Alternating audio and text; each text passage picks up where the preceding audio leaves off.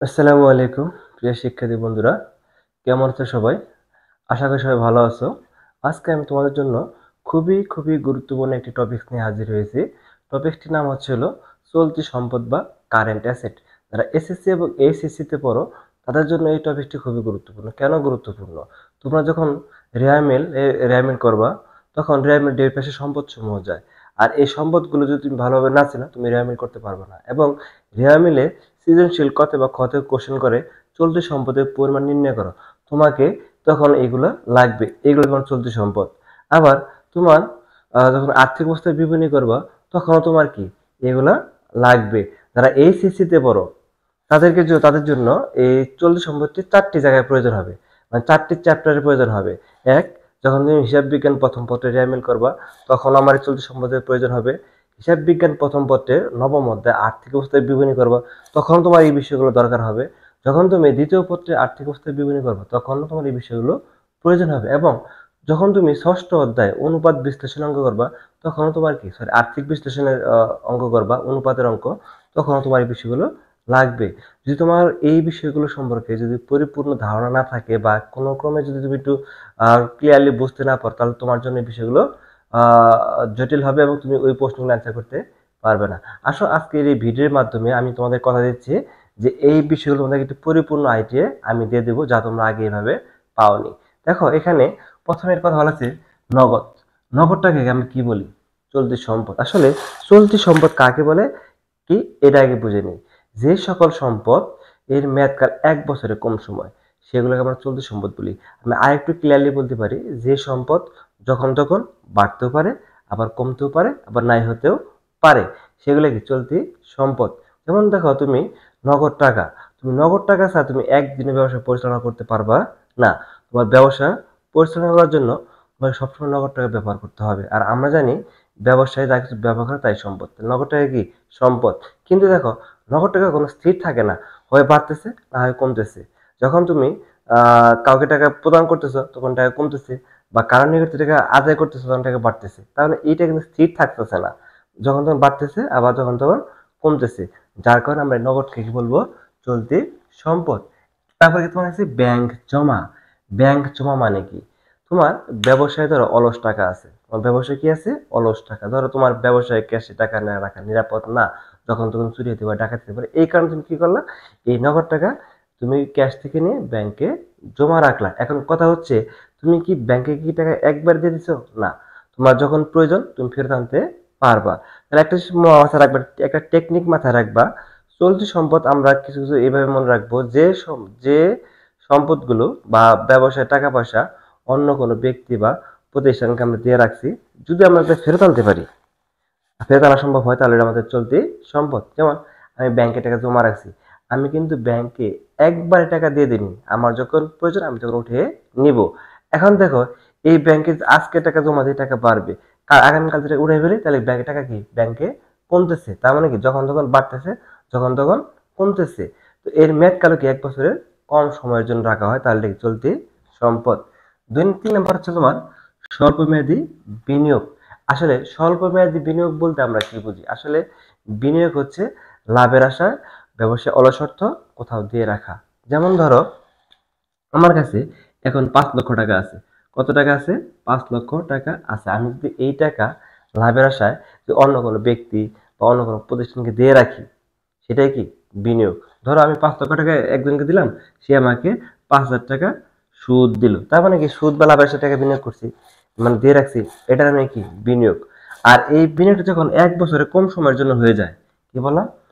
বিনিয়োগটা যখন 1 বছরের কম সময়ের জন্য হয়ে যায়, তখন তাকে কি বলে? স্বল্পমেয়াদী বিনিয়োগ।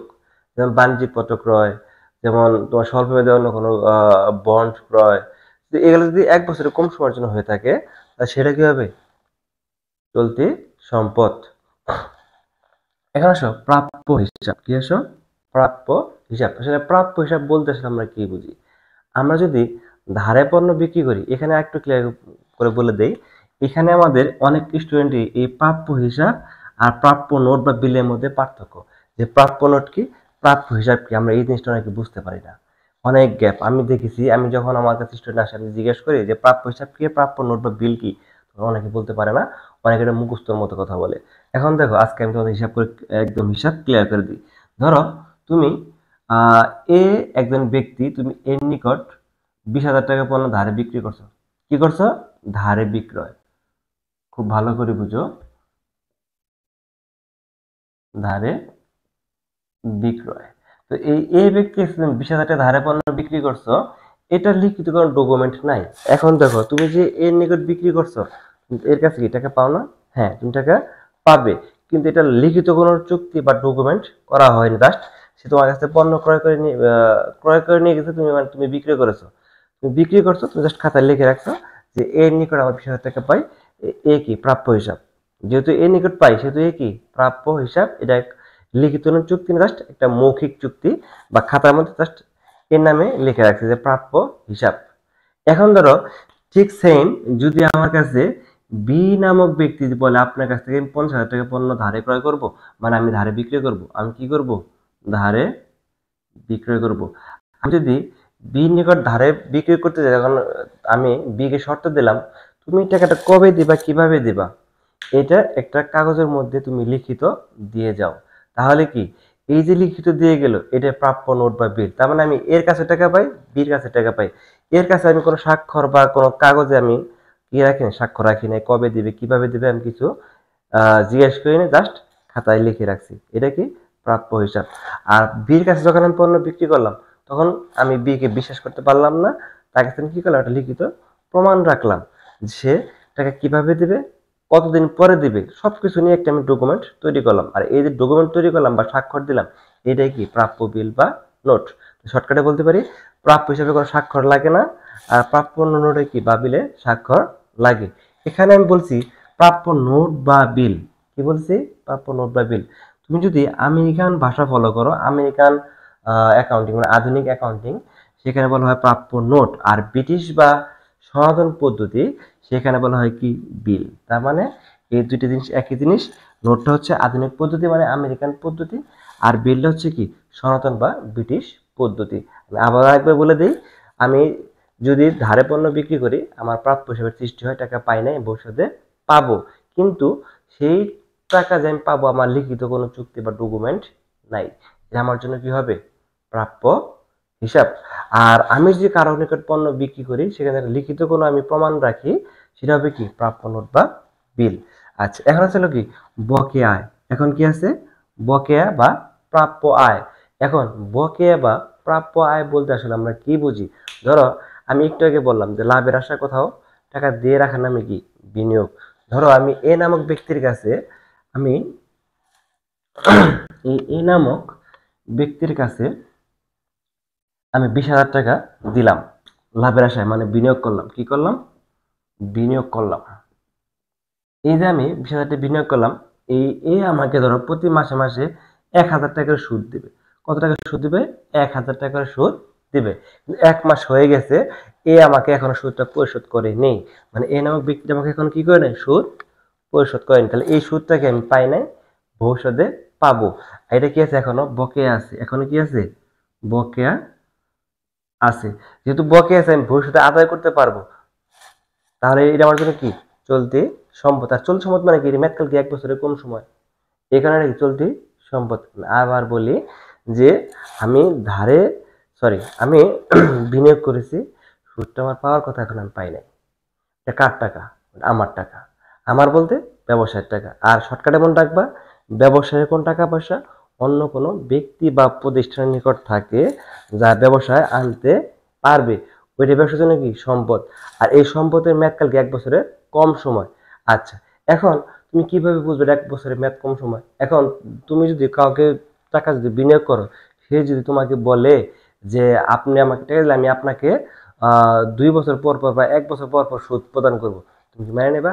মানবা না। তোমার সুদ কখন দরকার? প্রত্যেক মাসে মাসে দরকার। ঠিক আছে? এই কারণে কি এই যে মেয়াদকাল কি 1 বছরের কম সময়। এখন আছে কি অগ্রিম বা, হ্যাঁ, অগ্রিম খরচা বলি। এখন অগ্রিম খরচা বলতে আসলে আমরা কি বুঝি? ধরো বেতন, বিজ্ঞাপন, ভাড়া, এগুলো আমার জন্য কি ব্যয়। যদি আমরা ব্যয় বলতে আসলে কি বুঝি?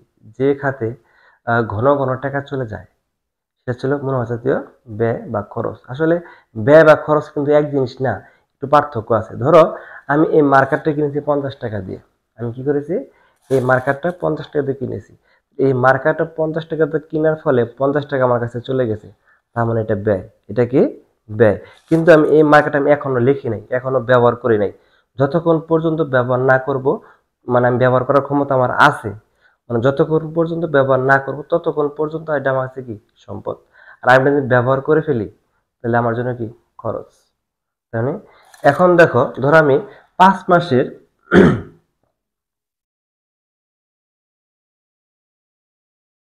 বেতন অগ্রিম প্রদান করলাম। অগ্রিম মানে আমি 5 মাসের বেতন 5,000 টাকা আমি কি করছি, অগ্রিম প্রদান করছি। এই যে 5,000 টাকা অগ্রিম প্রদান করলাম, তার মানে আমি যে কর্মচারীকে 5 মাসের টাকা দিয়েছি, সে কর্মচারী এখন আমার এখানে কাজ করে নাই, জাস্ট বেতনটা আমি তাকে অ্যাডভান্স দিয়ে দিছি। যতক্ষণ পর্যন্ত সে আমার এখানে কাজ না করব, ততক্ষণ পর্যন্ত কি তাকে দিয়ে কাজ করানোর অধিকার আমার আছে, আমি তাকে দিয়ে কাজ করাতে পারবো। তেমন যতক্ষণ পর্যন্ত কাজ না করাইতেছি ততক্ষণ পর্যন্ত আমার জন্য কি সম্পদ। ধরো এই কর্মচারী যদি আমাকে এখানে 1 মাস মানে 1,000 টাকার কাজ করে ফেলে, 1,000 কি করে কাজ করে, তাহলে এখন কি অগ্রিম কি আমার 5 মাসে থাকবে? না, অগ্রিম থাকে 4 মাস। তাহলে ওই 4 মাস আমার জন্য কি সম্পদ। আর যে 1 মাস যে কাজ করছে, এটা আমার জন্য কি হবে, খরচ। তাহলে আজকে তো আমরা বলবো ব্যয় বা খরচ এক জিনিস বা এক বিষয় না। তারপর ধরো সমাপনী মজুদ। এখন সমাপনী মজুদ বলতে আসলে কি বুঝি? আসলে আমরা সারা বছরে পণ্য ক্রয় করি বিক্রির উদ্দেশ্যে। ধরো আমি সারা বছরে 1 লক্ষ টাকার পণ্য ক্রয় করেছি। আমি এই 1 লক্ষ টাকা পণ্য থেকে 80,000 টাকা পণ্য সারা বছরে আমি বিক্রি করে শেষ করে ফেলেছি। এখন বছর শেষে গিয়ে দেখলাম যে আমার হাতে এখনো 20,000 টাকার পণ্য অবশিষ্ট রয়ে গেছে, যেগুলো আমি এখনো বিক্রি করতে পারি নাই। তার মানে বছর তো শেষ, দেখি আমি এই বছর আর বিক্রি করতে পারবো না, এটা আমি আগামী বছর বিক্রি করতে পারবো। আচ্ছা এখন দেখো, আমি যখন ক্রয় করছিলাম তখন আমি ক্রয় কি বলছিলাম, ব্যয়। ক্রয় আমি কি বলেছিলাম, ব্যয়। এখন আমি বলছিলাম ক্রয় করছি কত লাখ টাকা, 1 লাখ টাকার পণ্য ক্রয় করছি। যদি আমি 1 লক্ষ টাকার পণ্য ক্রয় করে থাকি, তাহলে আমার ব্যয় কত, 1 লক্ষ টাকা। আর আমি বলছি যে 80,000 টাকার পণ্য আমি কি করছি, বিক্রি করে দিচ্ছি। আমার হাতে এখনো কত টাকার পণ্য আছে, 20,000 টাকার পণ্য আমার হাতে এখনো রয়ে গেছে, যা আমি বিক্রি করি নাই। তাহলে আমরা একটু আগে বললাম যে ব্যয়ের যে অংশ এখনো খরচ হয়নি বা ব্যবহার হয়নি, তাকে আমরা কি বলি, সম্পদ বলি। তার মানে ব্যয় হচ্ছে 1 লক্ষ, আর ব্যয়ের এই 1 লক্ষ মানে কি 20,000 এখনো কি হয় নাই, আমরা বিক্রি করিনি, বাট আমার খরচ হয় নাই, বাট ব্যবহার করা হয় নাই। যেহেতু ব্যবহার করা হয় নাই, আমি ভবিষ্যতে মানে পরের বছর কি করতে পারবো, ব্যবহার করতে পারবো। যতক্ষণ পর্যন্ত আমরা ব্যবহার না করব ততক্ষণ পর্যন্ত এটা আমার কাছে কি সম্পদ। এখন আসলে সমাপনী মণিহারি। এখন আমরা মণিহারি বলতে কি বুঝি, পিন, আলপিন, খাতা, কলম, এগুলাকে আমরা কি বলি, মণিহারি বলি। ধরো তুমি 5টা কলম কিনে রাখছো। কয়টা কলম কিনছো, 5টা। তাহলে এই 5টা কলম তোমার জন্য কি মণিহারি। ধরো 25 টাকার কলম, কত টাকা কলম, 25 টাকা কলম। তাহলে 5টা তোমার জন্য কি মণিহারি। তোমার খরচ কত, 25 টাকা। সরি, খরচ না, ব্যয় কত, 25 টাকা। এইখান থেকে তুমি 20 টাকার কলম ব্যবহার করছো। কয়টা কলম ব্যবহার করছো, 20 টাকা কলম ব্যবহার করছো। তার মানে তোমার এখন খরচ হচ্ছে কত, 20 টাকা তোমার জন্য কি খরচ। আর তোমার জন্য ব্যয় কত, 25 টাকা। তার মানে 25 টাকা ব্যয়। ব্যয়ের খরচ হচ্ছে কত টাকা, 20 টাকা। এখন খরচ হয়নি কত টাকা, 5 টাকা এখনো কি হয় নাই, খরচ হয়নি। ভবিষ্যতে কি খরচ করা যাবে। যতক্ষণ পর্যন্ত এটা আমরা খরচ না করব ততক্ষণ পর্যন্ত আমার জন্য কি সম্পদ। তো আমি এখানে তোমাকে 9টা চলতি সম্পদ লিখে দিয়েছি। কয়টা চলতি সম্পদ লিখে দিয়েছি, 9টা। যখন তুমি রেয়ামিল করবা বা আর্থিক অবস্থায় বিবরণী করবা, দেখো তুমি এই কয়টায় তুমি ঘুরে ফিরে চলতি সম্পদ পাইতেছ। আরেকটা কথা মনে রাখবা, তুমি যখন হিসাব বিজ্ঞান দ্বিতীয় পত্রের 6ষ্ঠ অধ্যায় তুমি ম্যাথ করবা, তখন তুমি দেখবা যে এই 9টার বাইরে তোমার কোনো চলতি সম্পদ নাই। আমি তোমাকে 100% গ্যারান্টি দিলাম, তুমি এই 9টার বাইরে কোনো চলতি সম্পদ পাবা না। এখানে তোমাকে আমি আরেকটা বিষয় শিখাই দিই। যখন তুমি 6ষ্ঠ অধ্যায় করবা, তখন ওই অনুপাতের অঙ্কের মধ্যে তরল সম্পদ এবং চলতি সম্পদের কথা আছে। তরল সম্পদ, চলতি সম্পদ, তার মানে কি এই 9টাই হচ্ছে আমার চলতি সম্পদ। 9টাই কি চলতি সম্পদ। এই 9টার মধ্যে এই 1 থেকে 6 পর্যন্ত, এই 6টাকে আমরা বলি তরল সম্পদ। কি বলি? তরল সম্পদ। এখন তোমরা বলবা স্যার কেন আমরা এই 6টাকে তরল সম্পদ বলবো, কেন আমরা এই 3টাকে তরল সম্পদ বলবো না? এটা ব্যাখ্যা হচ্ছে যে যে সম্পদকে যখন তখন নগদে রূপান্তর করা যায় সেটা তরল সম্পদ। আবার বলি, যে সম্পদকে যখন তখন তরল সম্পদ মানে নগদে রূপান্তর করা যায় সেটাকে আমরা কি বলবো? চলতি সম্পদ। এখন দেখো নগদ, এটা তো সবসময় নগদই আছে, এটাকে নগদের কি রূপান্তর করবা? ব্যাংক জমা। ব্যাংকে ধরো তোমার 20,000 টাকা জমা আছে, এই মুহূর্তে 5,000 টাকা দরকার, তুমি কি করতে পারবা? চেক ইস্যু করে ওই ব্যাংকের থেকে টাকা উঠে নগদে রূপান্তর করতে পারবা। তার মানে তোমার কি তরল সম্পদ। স্বল্প মেয়াদী বিনিয়োগ, ধরো তুমি কোনো কোম্পানি শেয়ার বা বন্ড, মানে 1 বছরের কম সময়ের জন্য যেগুলো আছে, বা তুমি বাণিজ্যিক পত্র বা ট্রেজারি বন্ড তুমি ক্রয় করেছো, তোমার এই মুহূর্তে টাকার দরকার, তুমি এগুলি কি করতে পারবা? আর্থিক বাজারে গিয়ে, সরি মুদ্রা বাজারে গিয়ে তুমি এগুলি বিক্রি করতে পারবা, বিক্রি করে নগদে রূপান্তর করতে পারবা। মন চাইলে যখন তখন তুমি করতে পারবা। তাহলে এটা কি নগদে রূপান্তর করা যায়। তার মানে এটা কি তরল সম্পদ। প্রাপ্য হিসাব, হ্যাঁ। এখন ধরো প্রাপ্য হিসাব, আমাকে বললো যে আমি আপনাকে টাকা 1 মাস পরে দেবো, কিন্তু তুমি তো 1 মাসের আগে টাকা চাইতে পারবা না। কিন্তু বললাম যখন তখন নগদ রূপান্তর করা যায়।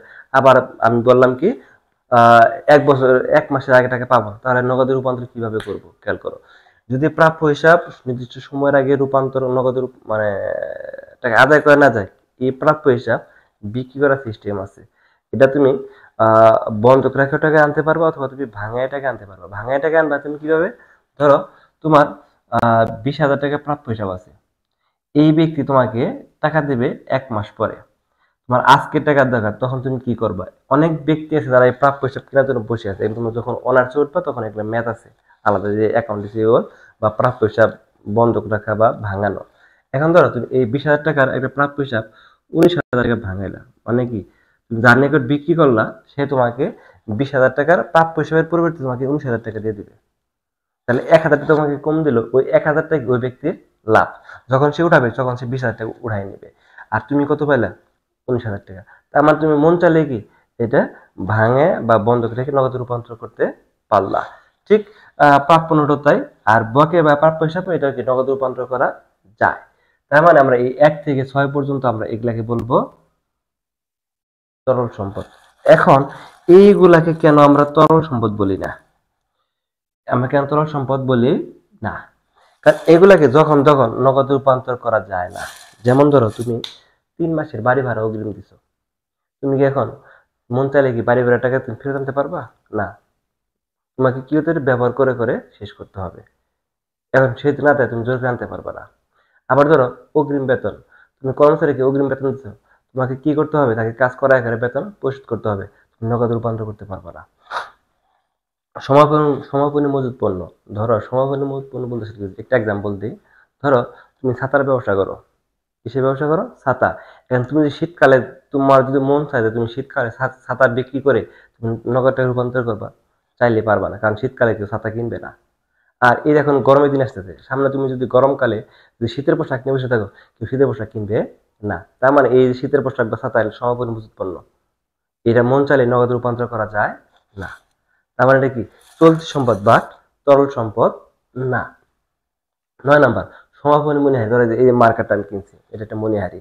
ধরো আমি অর্ধেক কালি শেষ হয়ে গেছে, এখন একটু বাকি অর্ধেক আমি কি বাজারে বিক্রি করে কি নগদে রূপান্তর করতে পারবো বা বাজারে আমি বিক্রি করতে পারবো? না, এটা আমার কাছ থেকে কেউ কিনবে না, কারণ আমি অর্ধেক ইউজ করছি। এটা আমাকে ব্যবহার করে করে শেষ দেওয়া লাগবে, এটা নগদ রূপান্তর করতে পারবো না। তাহলে আমরা বললাম যে 1 থেকে 6 পর্যন্ত, 6টা হয়েছে কি চলতি সম্পদ, আর বাকি 3টা কি, সরি 1 থেকে 6 হচ্ছে তরল সম্পদ, আর এই যে 9টা টোটালটাই হচ্ছে কি চলতি সম্পদ। এখন তোমাদের হিসাব বিজ্ঞান দ্বিতীয় পত্রে এমসিকিউ হয়, সব থেকে তরল সম্পদ কোনটি? নগদ। যদি নগদ অপশন না থাকে তাহলে ব্যাংক জমা। আর এই বিষয়গুলো তোমাদের অ্যাডমিশনের কাজে লাগবে। ঠিক আছে, তাহলে আজকে এই বিষয়টা পড়া মানে কি তুমি রিয়ামিলে অ্যান্সার করতে পারবা, হিসাব বিজ্ঞান প্রথম পত্র দ্বিতীয় পত্রে তুমি আর্থিক বিবরণীতে অ্যান্সার করতে পারবা, তুমি হিসাব বিজ্ঞান দ্বিতীয় পত্রে ষষ্ঠ অধ্যায়ে অ্যান্সার করতে পারবা। আশা করি আজকের ক্লাসটা তোমাদের ভালো লেগেছে। যদি ভালো লেগে থাকে তাহলে তোমরা অবশ্যই অবশ্যই আমার ভিডিওটি তোমরা লাইক কমেন্ট শেয়ার করে দেবে। আল্লাহ হাফেজ।